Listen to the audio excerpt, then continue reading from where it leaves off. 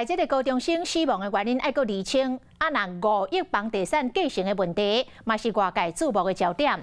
讲专案小组当咧调查姓赖的高中生甲姓夏的地政士助理婚姻的状况，因为2个人到户政事务所登记结婚，证人是临时去找过路人。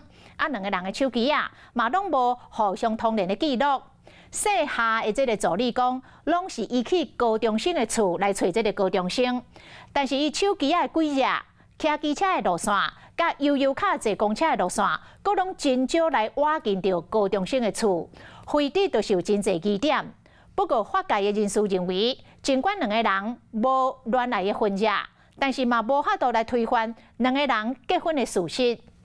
地检署是讲，只要家属有意见，检察官拢会查办厘清。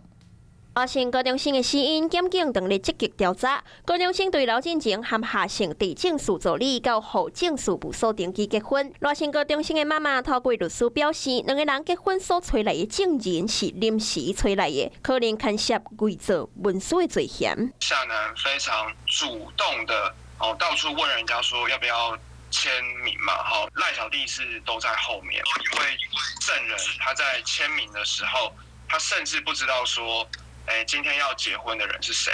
赖姓高中生的妈妈认为，2个人的婚姻是假。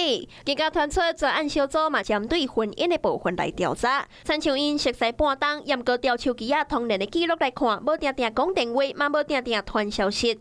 对此，夏姓助理是讲，迄是因为伊拢直接去找赖姓高中生。验过专案小组，佮调出着手机定位的记录、机车骑的路线，佮悠游卡坐公车的路线，发现伊其实嘛真少接近赖家，更加无做伙出去耍甜蜜的相片。种种的证据拢表示，夏姓助理甲赖姓高中生2个人真正的关系，并无参像一般恋爱、交往、结婚的关系。当下他是2个人有表达说他们想要结婚的意思，那如果他知道了，然后去做签名，那这样这个证人本身他的一个证明的一个部分就够了。很多人结婚也不一定真的有一个长久的一个恋爱关系作为基础才结婚的。法界人士认为，调查2个人恋爱记录，想要用来做证据去推翻因结婚的事实，可能是不足的。关于民事确认无效的部分，那台中地方法院这边会先召开一个调解庭那调解庭是因为这种家事事件本来就是强制调解这样子。那具体的调解时间是在6月底。2个人婚姻的关系到底是有效无？嘛关系到夏姓助理敢有法度合法来继承赖姓高中生的遗产。所以地检署嘛强调，只要家属有提出意见，检察官拢会严密来查办。